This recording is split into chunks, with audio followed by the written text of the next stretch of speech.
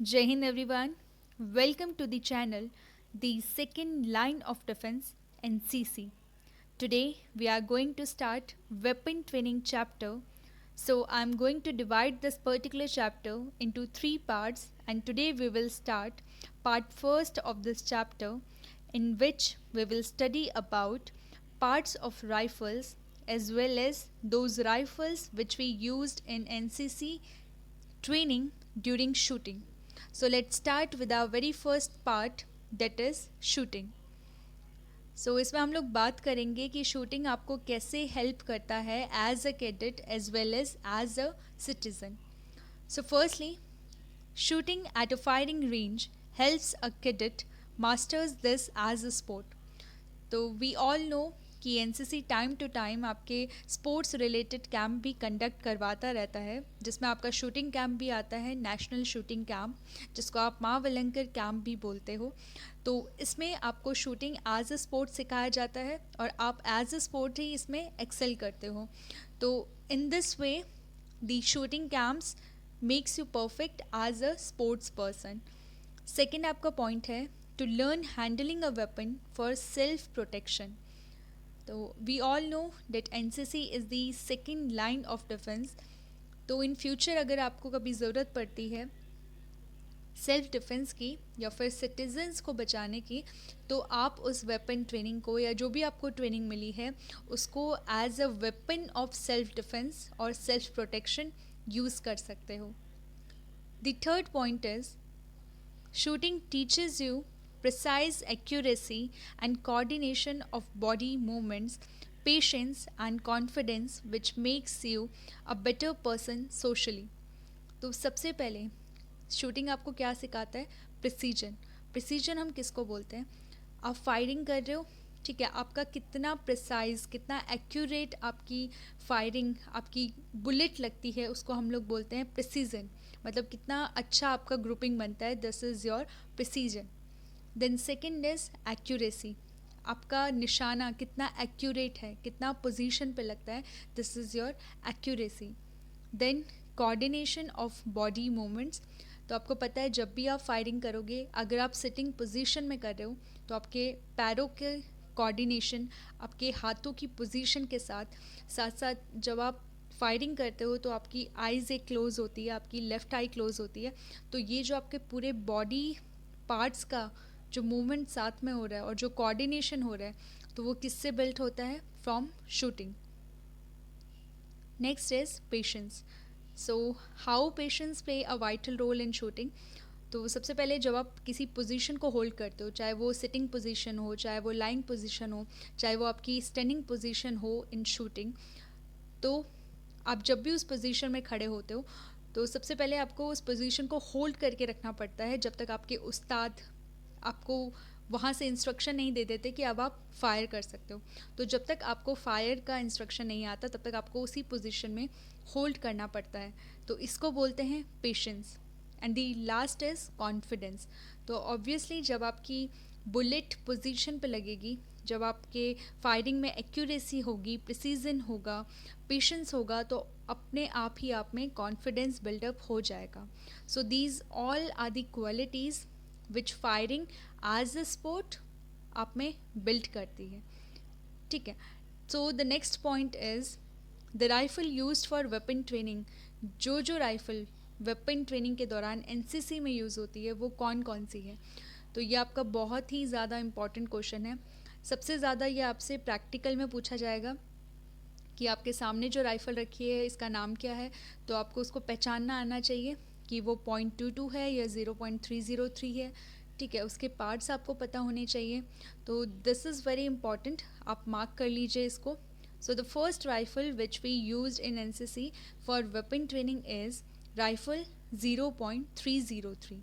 और second rifle कौन सी है? इट इज़ वेरी कॉमन, आप सभी को पता होगा, इट इज़ 0.22 या फिर जिसको आप .22 भी बोलते हो. So these two are the rifles. इनके नाम याद कर लो, it is very. Now we are moving on to the parts of rifles. So these are the main parts of rifle, but इसमें से भी हम कुछ ही पार्ट पढ़ने वाले हैं जो कॉमनली यूज़ होते हैं इन योर वेपन ट्रेनिंग और इन योर प्रैक्टिकल एग्जामिनेशन. और उसके बाद जो आपके रिटर्न में पूछे जाते हैं, क्योंकि लास्ट टाइम बी सर्टिफिकेट में और सी में भी एक क्वेश्चन आया था कि एक्सप्लेन और write down any 5 to 7 parts of rifle. तो हमें वही मेन पार्ट्स पढ़ने हैं जो आपको इजीली याद भी हो जाए। तो स्टार्ट करते हैं बिल्कुल फ्रंट से।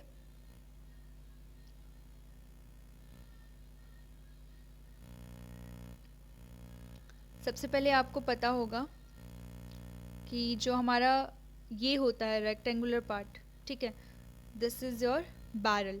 ये मैंने आपको ड्रिल चैप्टर में भी बताया था कि जो हमारा रेक्टेंगुलर पार्ट है ये क्या होता है, बैरल। उसके बाद फ्रंट में जो सर्कुलर पार्ट होता है, जहाँ पे आप जहाँ से आप शूट करते हो या फिर जहाँ से आप इसको क्लीन करते हो, ठीक है, इसको क्या बोलते हैं, मजल। सो this is one of the important part of rifle. उसके बाद अगर आपने कभी भी बी सर्टिफिकेट में फायरिंग करी होगी तो आपको पता होगा कि हम लोग हमेशा रियर साइड से देखते हैं, उसके बाद फोर्थ साइड से देखते हैं, और इन दोनों के बीच में हमारा टारगेट आना चाहिए। तो जो सबसे फ्रंट पार्ट है जिससे आप अपने टारगेट को देखते हो, अपने टारगेट को एक्यूरेटली ऑब्जर्व करते हो, वो कौन सा पार्ट है, this is your four side. तो ये आपका फ्रंट पार्ट कौन सा हो गया, फोर साइड। उसके बाद अगर हम पीछे जाते हैं तो आपने नोटिस करा होगा जो आपकी गार्ड की राइफ़ल्स होती है वो इस राइफ़ल से थोड़ी डिफरेंट होती है, ठीक है। तो गार्ड में जो आपकी मैगज़ीन होती है वो कैसी होती है, वो इस शेप की होती है। So this is your magazine in guard. मगर जो आपकी फायरिंग होती है इसमें हम लोग .22 यूज़ करते हैं, तो इसकी मैगज़ीन कैसी होती है, सो इसकी मैगज़ीन कैसी है, ये है आपकी मैगज़ीन, ठीक है। So this is your magazine in .22 और 0.303। तो ये क्या हो गई आपकी मैगज़ीन। ये कौन सा पार्ट हो गया, थर्ड पार्ट। उसके बाद मैगज़ीन के आगे कैप होती है, this is your cap. So this is your magazine cap. It is very easy, अगर आपको मैगज़ीन याद होगा you will easily remember magazine cap as well. इसमें जो आपका ये लोअर पार्ट हो गया इसको क्या बोलते हैं हम लोग, fore end. This is your fore end. So कितने पार्ट्स हो गए हमारे, 5 पार्ट्स। उसके बाद मैंने आपको बोला था आपका फ्रंट जो साइड है वो आपका फोर साइड होता है, और जो आप पीछे से ऑब्जर्व करते हो अपने टारगेट को वो किसके थ्रू करते हो, सो this is your rear side, ठीक है। तो फोर साइड हो गया, रियर साइड हो गया। उसके बाद थोड़ा और पीछे जाते हैं तो आपको पता है हमारा ट्रिगर होता है जिसको आप दबा के उसके बाद फायरिंग होती है। सो ये हमारा क्या हो गया, दिस इज़ दी ट्रिगर, ठीक है, जिसको आप पुश और पुल करके फायरिंग करते हो। उसके बाद जो इसको प्रोटेक्ट करता है दी सर्कुलर और Oval part, this is your trigger guard.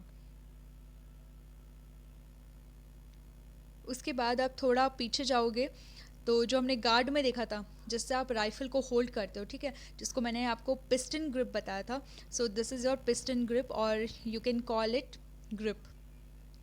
फिर थोड़ा और पीछे जाओगे तो आपने अगर वेपन ट्रेनिंग में ट्रेनिंग करी होगी और राइफ़ल को खोला जोड़ा होगा तो आप बोल्ट को निकालते हो, तो ये आपका कौन सा पार्ट हो गया, बोल्ट, ठीक है। बोल्ट को आप क्या करते हो, आप ओपन कर सकते हो उसको, और वो आपके जो खोलने जोड़ने वाला पार्ट होता है वेपन ट्रेनिंग के दौरान, ये आपका पार्ट कौन सा हो गया, बोल्ट। उसके बाद आपका जो पीछे वाला पार्ट होता है इसको हम लोग बट भी बोलते हैं, मगर इसमें क्या बोल रहा है, स्टॉक, ठीक है। So this is your stock. उसके बाद बट में जो अपर एंड होता है इसको बोलते हैं हम लोग हील, और जो लोअर एंड होता है दिस इज़ योर टो। और अगर आपकी राइफ़ल रिकॉइलिंग है जो कि .22 नहीं होती है बेसिकली, तो अगर आपकी राइफ़ल रिकॉइलिंग है तो ये जो पीछे वाला पार्ट है इसको क्या बोलेंगे हम लोग, recoil part. So these are your main parts.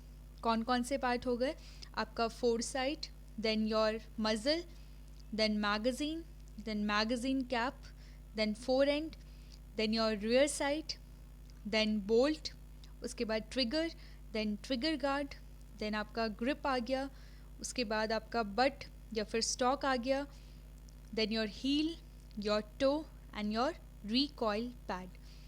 अगर आपको एक एक्स्ट्रा पूछता है तो you can easily remember the receiver, ठीक है। तो ये आ गया आपका रिसीवर। तो ये आपके मेन पार्ट्स हो गए राइफल के. I hope this is sufficient, more than sufficient for your B और सी सर्टिफिकेट, क्योंकि आपको 5 और 7 पार्ट से ज़्यादा नहीं पूछेंगे. तो आपको मेन पार्ट ही बताने हैं. आप बता सकते हो फोर साइड, रियर साइड, ये दोनों एक दूसरे के बिल्कुल स्ट्रेट लाई करते हैं. Then your magazine cap, then trigger, trigger guard, grip और बट, उसके बाद heel and toe. You can easily remember.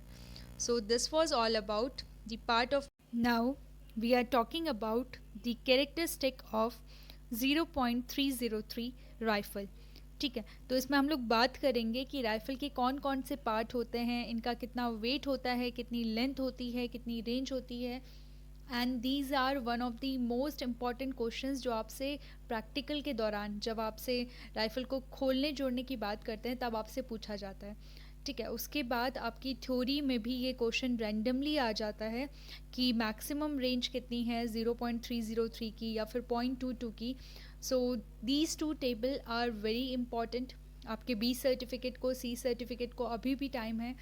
आप एक बार गो थ्रू कर लीजिए इन दोनों टेबल से एंड इनको होल हार्टेडली याद कर लीजिए, because this is very important. आपकी एनसीसी हैंडबुक में जिन चैप्टर्स का बहुत ज़्यादा वेटेज है, उसमें weapon training is one of the important chapter. तो ये टेबल उस चैप्टर में बहुत इम्पॉर्टेंट हो जाता है. सबसे पहले बात करते हैं 0.303 राइफ़ल की. तो इसमें आप एक वर्ड देख रहे होंगे, length along with the bonnet. ठीक है, तो आपका बोनेट होता क्या है. तो सबसे पहले हम लोग बोनेट की डेफिनेशन देखते हैं. इट इज़ अ नाइफ, डेगर और spike shaped weapon designed to fit on the end of the muzzle of a rifle, and it is used as a primary weapon for infantry attacks.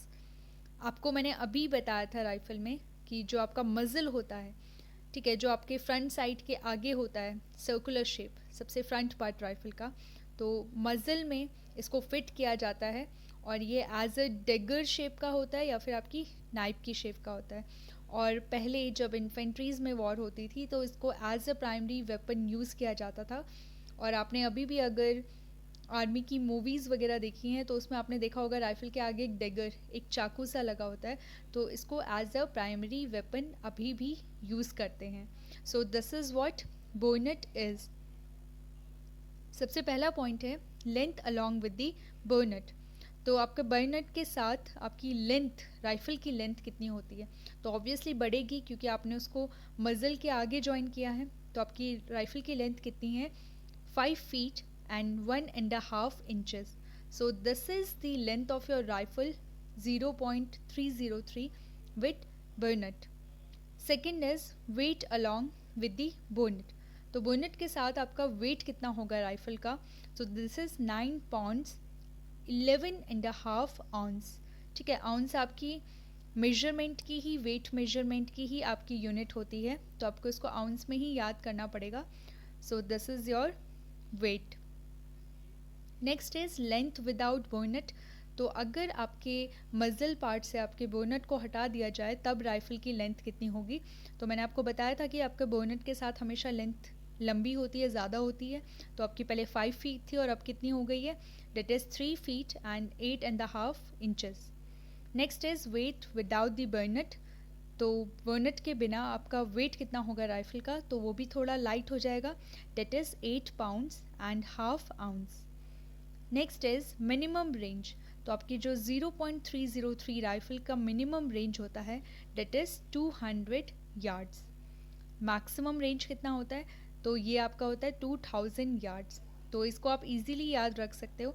आप starting में इसका minimum range 200 और उसमें एक और zero add करके 2000 yards को याद रख सकते हो. Next is effective range. ठीक है, आपका मिनिमम और मैक्सिमम तो हमने बात कर ली, मगर अब बात करते हैं इफ़ेक्टिव रेंज कितना है इसका. So the effective range of 0.303 rifle is 300 yards. उसके बाद आपकी मज़ल वेलोसिटी, जहाँ से आपकी बुलेट फायर होती है, जो आपका मज़ल होता है फ्रंट पार्ट, उसकी वेलोसिटी कितनी होती है, तो that is 2400 feet per second. ठीक है, तो ये किस में दिया आपका फीट में, ये आपकी यूनिट किस में है, फीट में, तो आपको फीट में ही इसको याद करना है.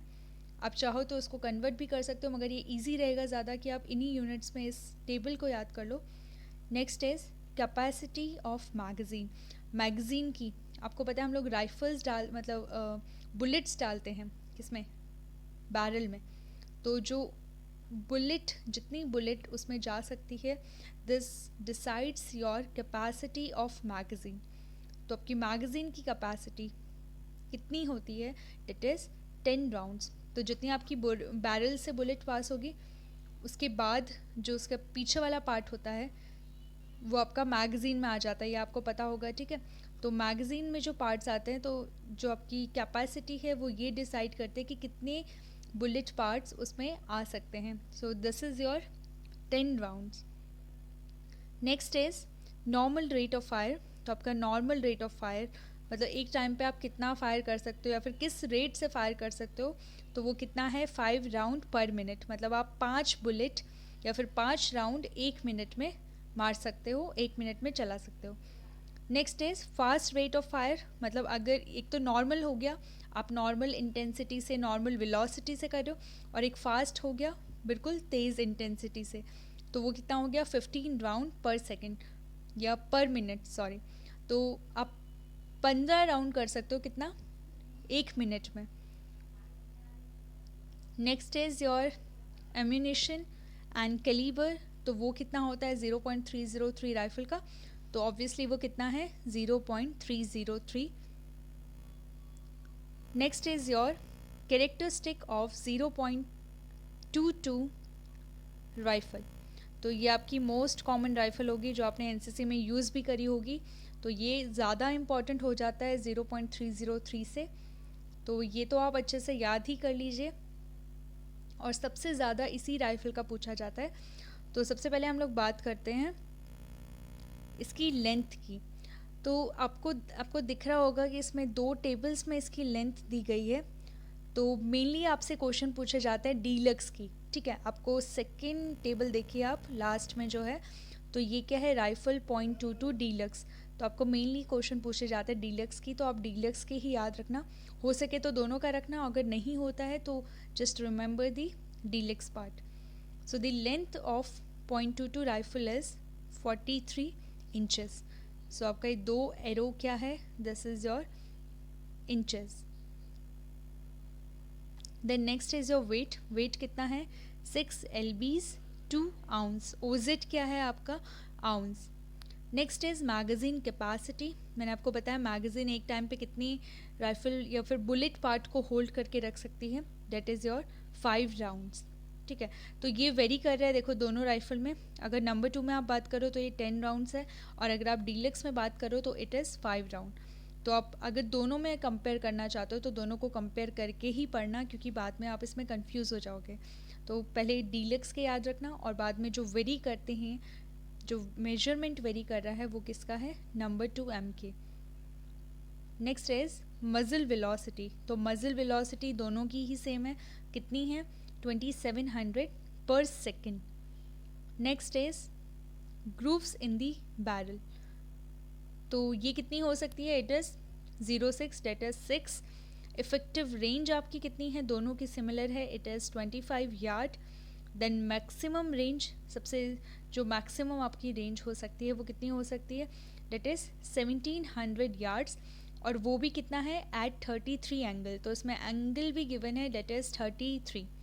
कैलिबर और एमिनिशन, ये तो इजीली आपको याद हो जाएगा. अगर 0.303 राइफ़ल है तो उसकी 0.303 ही होगा, और अगर आपकी .22 राइफ़ल है तो इसका एमिनिशन और कैलिबर कितना होगा .22.